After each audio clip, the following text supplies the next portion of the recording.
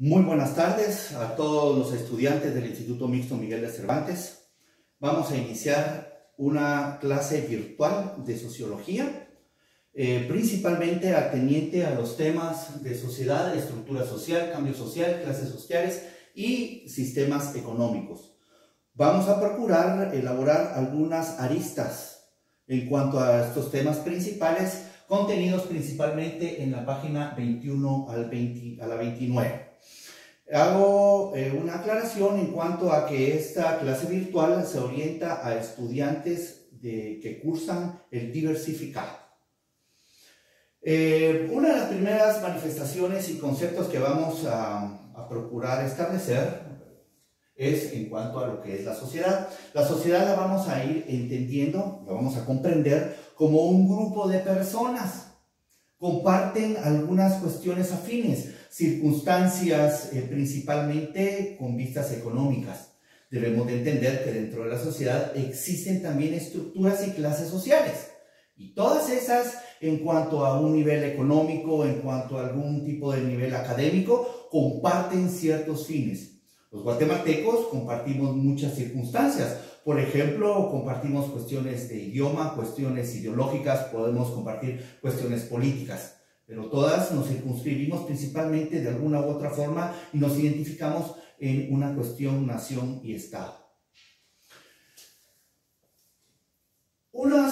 Existen algunas teorías en cuanto a los cambios sociales. Históricamente no podemos desatender la cuestión histórica. Históricamente, una de las primeros, le llamemos sistemas económicos o estructuras económicas modernas, fueron las monarquías. La monarquía la vamos a entender como un sistema económico, un sistema social, regido principalmente por la hegemonía de un rey. Un rey es el que gobernaba, monarquías absolutistas, en las cuales el rey disponía y era el dueño de todo. Podemos ver, por ejemplo, la conceptualización de qué era un Estado para los reyes franceses. Le preguntan qué es el Estado del rey y el rey responde: de Stato c'est moi, el Estado soy yo. Estamos hablando de monarquías absolutistas. Obviamente, si lo podemos graficar, lo podemos ver como un tipo de pirámide. En la pirámide, en la cúspide, se encuentra el rey. El rey en algún punto se ve solo. El rey se ve solo y se tuvo que confabular, por llamarle de algún modo, de sus nobles. Pero indistintamente era un grupo social muy pequeño que tenía una distribución no solo económica, de recursos, sino también de poder absoluta. Y todo lo demás, si ustedes se dan cuenta en cuanto a la distribución, es muy poco comparado al resto de población. Históricamente ha cambiado de nombre. Se ha llamado obreros, se han llamado proletariados, se han llamado pobres, se ha llamado pueblo, trabajadores. Dependiendo el momento histórico ha cambiado nombre. Estamos hablando de un momento histórico en el cual muy pocos lo tenían todo y la gran mayoría no tenía nada. No tener recursos, no tener derecho a educación, no tener derecho a poder optar a tierra. Todo era del rey. El rey posteriormente optó por sus nobles. Los nobles en nombre del rey lo tenían absolutamente todo y en esa distribución se manejó. Obviamente era lógico pensar que iba a haber un estallido social. Thomas Hobbes, un autor muy importante, escribió El Leviatán. El Leviatán describe un estado como un monstruo de grandes fauces que lo absorbe absolutamente todo.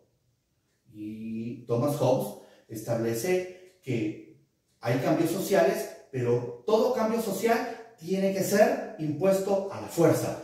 Un estallido social. La única forma para Thomas Hobbes que haya un cambio social, una evolución social en un sistema económico, tiene que ser a la fuerza, impuesto a fuerza. Y eso precisamente fue lo que ocurrió con el rey, porque El rey, sus nobles, esta clase social aristócrata, eran lo que manejaban, como ya he manifestado, todo el sustento del poder económico, el poder social, toda la adquisición. Y están hablando de un pueblo que muere de hambre. La única forma es obtenerlo todo a la fuerza. Lo sucedió en estos cambios en muchas civilizaciones, en muchas culturas, en muchos países. Puedo poner como ejemplo también, por ejemplo, Rusia con su revolución bolchevique. La única forma de ese cambio fue por medio de una revolución, la revolución bolchevique. Una cuestión en esta cuestión de historia es un tema muy importante es sobre el poder. Porque el Estado siempre ha estado ligado al poder. ¿Quién tiene el poder? Porque al final de esta historia es únicamente el cambio de poder. Si ustedes están hablando de cómo sucedió en este momento, del cambio radical del poder en cuanto a la monarquía, a un socialismo, por ejemplo, o a un capitalismo, por ejemplo, es que no se da primero porque los que tienen el poder lo quieran liberar, sino que es liberado a fuerza.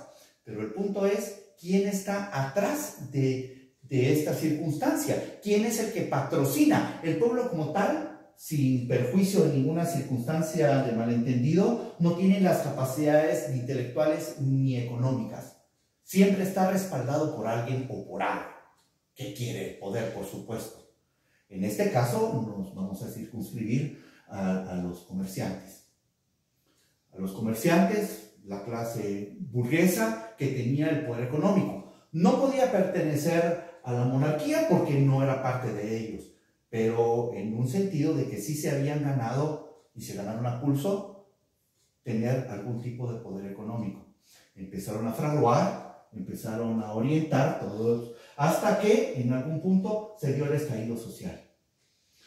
En esta gráfica piramidal hay algo muy importante, que no separa nada, absolutamente nada socialmente del gran proletariado o la gran clase pobre con la gran clase rica. No hubo ningún escudo que pudiera impedir el cambio social. Y entonces, obviamente, dentro de tanto, podemos mencionar la Revolución Francesa. La Revolución Francesa dio como pauta el fin de una monarquía. Y, obviamente, fundamentado en algunas circunstancias y principios filosóficos. Libertad, igualdad y fraternidad, por supuesto. Pero indistintamente hubo un cambio también de poder. El poder no se puede tirar, no se puede menospreciar. Alguien lo tiene que tener. Y qué mejor que alguien que haya luchado por él. John Locke, otro autor, tiene otra concepción distinta a la de Thomas Hobbes.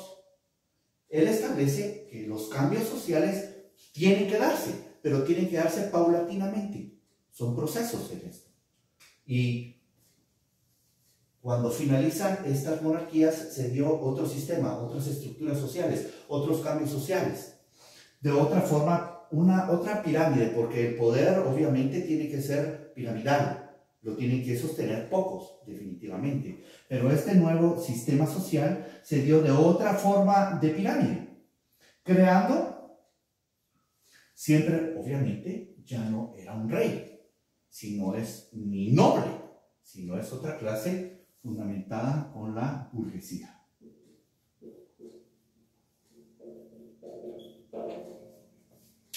La burguesía que ahora sostiene el poder económico. ¿Por qué? Porque se lo había ganado. Porque fue quien fundamentó y sostuvo y patrocinó la mayor cantidad de revoluciones en contra de la nobleza. Pero ideó otro sistema piramidal. Siempre, por supuesto, que la gran mayoría son la clase pobre, la clase obrera, la clase trabajadora, indistintamente como se le llame históricamente, fundamentan la mayor cantidad de proletariado. Pero se ideó algo que ha logrado hasta el día de hoy sostener el poder en quienes lo tienen, que es la parte económica. y a eso se le llamó clase media. Y entonces empezamos a hablar de clases sociales, porque ya no existen dos clases sociales, ya existen más clases sociales, indistintamente de que se conozcan y existan otras teorías en cuanto a las clases sociales. Vamos a fundamentar principalmente tres clases sociales: la clase alta, la clase media y la clase baja. Claro que empezamos a entender que dentro de las clases sociales o estructuras sociales existen otras subdivisiones, y no ese es el punto que me interesa en esta oportunidad establecer. Pero sí podemos mencionar que existe clase media alta, clase media baja, clase baja alta. La clase social más baja que se puede mencionar, lumpenproletariado, este fue un término que estableció Carlos Marx, lumpenproletariado, la clase más baja. Pero algo muy importante es que existe esa ilusión de superarse y cambiar de sociedad, porque no encuentro una clase baja, un pobre que quiera seguir siendo pobre y muera pobre. Pero hay una condición sine qua non, que tiene que existir para poder salir de la clase pobre.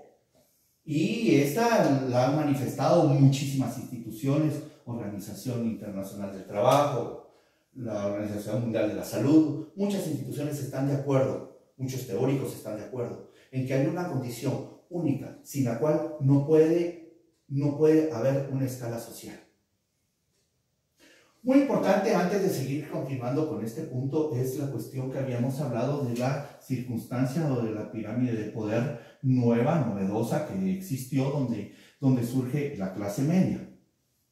Y que la clase media es el sustento que proporciona el poder de la clase alta, porque es la que permite que no pueda subir está resguardada la clase alta con la clase media, es su escudo protector, porque impide que la clase baja pueda acceder a ellos. Obviamente, porque existen escalas sociales. No puede optarse definitivamente y dar un brinco a la obtención de su economía, de su sustento, de su poder, de su hegemonía económica. No puede, tiene que pasar a clase media. Muchos teóricos establecen, y estoy de acuerdo en algunos puntos, en cuanto a que la clase alta jamás va a poder llegar a clase baja, nunca va a bajar de nivel. Preferentemente sacrifica una clase media antes de la clase alta bajar, definitivamente. Entonces, continuamos con una condición sine qua non para poder escalar y poder salir de una clase baja. Y esa condición definitivamente es el estudio. Como condición principal, primordial para salir de una clase baja, necesita el estudio, porque el estudio le habilita a ingresar, por ejemplo, al sistema económico, a tener una cuenta bancaria, a tener un correo electrónico, a ingresar al sistema económico mundial, nacional, a un trabajo mejor remunerado, a dejar de ser un obrero como tal y poder optar a otras condiciones intelectuales de trabajo.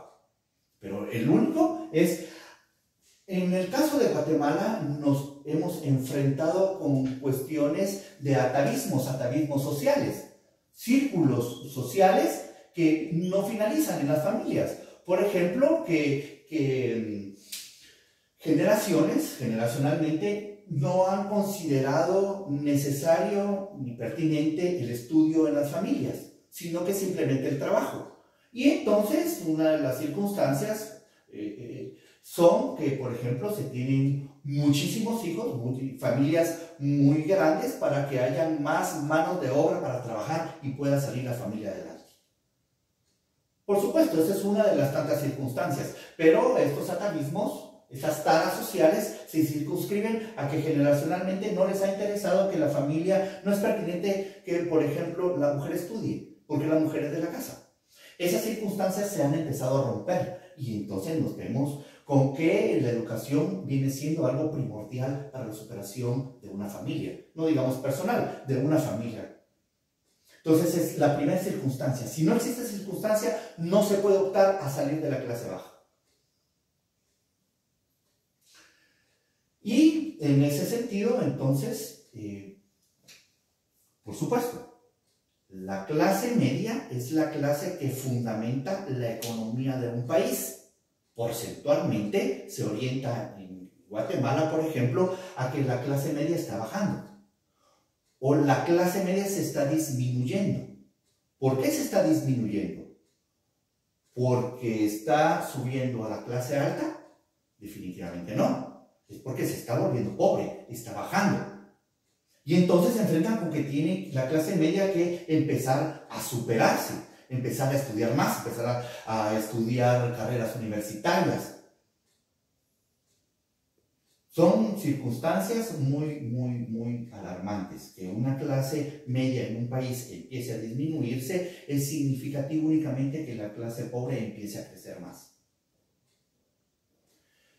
Esto es en cuanto a pequeñas aristas que empezamos a tomar. De los sistemas económicos lo vamos a empezar a tratar en otras clases que vamos a promover, a circunscribirnos únicamente para cuando toquemos el tema de la evolución del hombre, de las especies y de la sociedad. Eso es todo en cuanto a lo que podemos tocar de la sociedad, estructura social, cambio social principalmente y las clases sociales. Todos los alumnos deben de atinarle lo que es para el efecto de la página 21 a la 29 de su libro de sociología. Muchas gracias, espero que sea útil para nuestro sistema educativo y esperemos enfrentar con mucha valentía, con mucha unión social, todos los guatemaltecos, el problema que estamos pasando del coronavirus. Muchas gracias y feliz tarde.